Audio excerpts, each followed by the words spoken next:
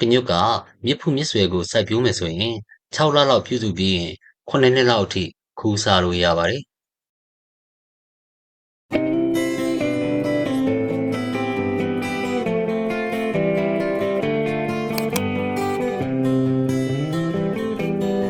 မင်္ဂလာပါဒီနေ့ပြန်လည်မျှဝေပေးချင်တာကကညွတ်စိုက်ပျိုးနည်းအကြောင်းလေးပဲဖြစ်ပါတယ်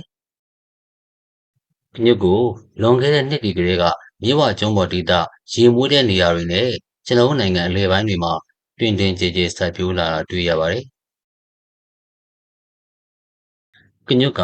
တဲဆန်လွန်တဲ့မြေနဲ့ဆေးလွန်တဲ့မြေကလွှဲရင်မြေမျိုးစားတော်တော်များများမှာစိုက်ပျိုးဖြစ်ထွန်းပါတယ်။တမပိုင်းရာသီဥတုကိုပုံမကျိုင်းတဲ့တက်ပြီးအေးတဲ့ရာသီတွေမှာအကိုင်းနဲ့ရွက်တွေညှို့ချောက်သွားပြီးအပင်ကအနာယူပါတယ်။ကညွတ်စိုက်ပျိုးအောင်မြင်ဖို့ကစိုက်ပျိုးမြေမျိုးစားထက်ရာသီဥတုနဲ့ရေချိုရရှိမှုပေါ်မှာမူတည်တယ်လို့ဆိုပါတယ်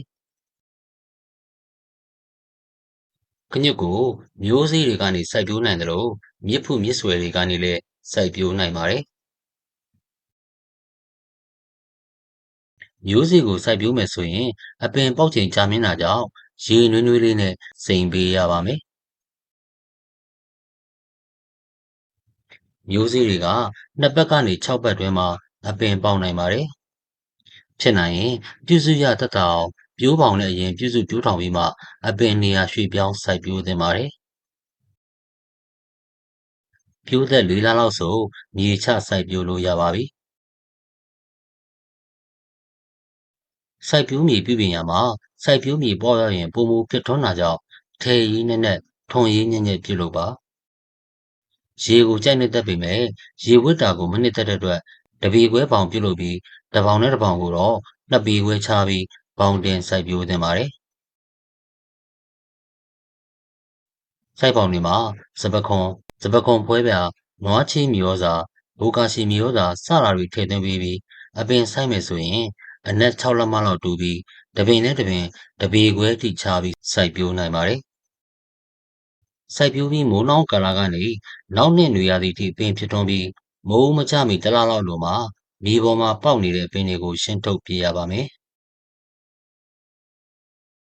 မြစ်ဖူးမြစ်ဆွဲကိုစိုက်ပျိုးတယ်ဆိုရင်တော့စိုက်ပျိုးပြီး6လဆိုရင်စတင်ကူးဆွတ်ရောင်းချလို့ရပါပြီ။မျိုးစေ့ကိုအသုံးပြုစိုက်ပျိုးမယ်ဆိုရင်မြစ်ဖူးမြစ်ဆွဲကြီးထွားအောင်1နှစ်ခွဲ2နှစ်လောက်ထိမခူးပဲပြုစုပေးဖို့လိုအပ်ပါတယ်။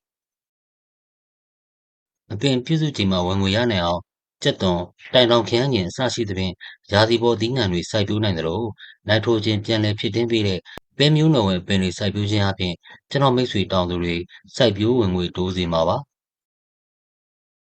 စိုက်ပျိုးမြေကိုစိုးတတ်မပြတ်အောင်နဲ့ပေါင်းမြတ်တွေကင်းစင်အောင်ဂရုစိုက်ဖို့လိုအပ်ပါတယ်။အဆိုးအညောင်းတွေထွက်တတ်တဲ့မိုးမကျခင်မှာတဘာဝမြေဆွေးရနိုင်တဲ့လောက်ထည့်သွင်းပေးဖို့လိုအပ်ပါတယ်။မိုးကျလာပြီဆိုရင်တော့ကညွတ်အဆိုးညောင်းတွေထွက်လာပြီဖြစ်တဲ့အတွက်မြေပေါ်တစ်ထွာလောက်ဆိုစတင်ခူးဆွလို့ရပါပြီ။အရှိတစ်ထွာကနေတပေလောက်ထိခူးဆွလို့ရပါတယ်။ခူးဆွတဲ့အခါမှာလည်းအပင်မနာရအောင်3လခူး1လနားပေးဖို့လိုအပ်ပါတယ်။2နှစ်ကနေ9နှစ်အတွင်းပင်တွေဟာအထွက်နှုန်းလည်းကောင်းသလိုအရည်သွေးလည်းကောင်းတယ်လို့ဆိုပါတယ်။9နှစ်ကျော်လဲကညွတ်ကဆက်လက်ခူးဆွနိုင်ပေမဲ့အဆုတ်ညောင်းထွက်တဲ့အရည်အတွက်နည်းနိုင်တာကြောင့်မြစ်ဖူးမြစ်ဆွဲကိုပြန်လည်တူးဖော်ပြီးစိုက်ပျိုးမြေကိုပြုပြင်ပြီးပြန်လည်စိုက်ပျိုးသင့်ပါတယ်။စောစောကပြောခဲ့သလိုပါပဲမြစ်ဖူးမြစ်ဆွဲကိုပြန်လည်စိုက်ပျိုးမယ်ဆိုရင်6လလောက်ပြန်လည်ပြုစုပေးဖို့လိုအပ်ပါတယ်။ဒီနေ့ကတော့ဒီလောက်ပါပဲ။နောက်နေ့တွေမှာလည်းစိုက်ပျိုးရေးနဲ့ပတ်သက်တဲ့အကြောင်းအရာလေးတွေရှာဖွေစုဆောင်းမျှဝေပေးဦးမှာဖြစ်လို့စောင့်မျှော်ကြည့်ရှုပေးပါဦး။သီးနှံစိုက်တောင်သူတိုင်းစိုက်သမျှသီးနှံထွက်တိုးပြီးထွက်သမျှသီးနှံဈေးကောင်းရကြပါစေဗျာ။ကျေးဇူးတင်ပါတယ်။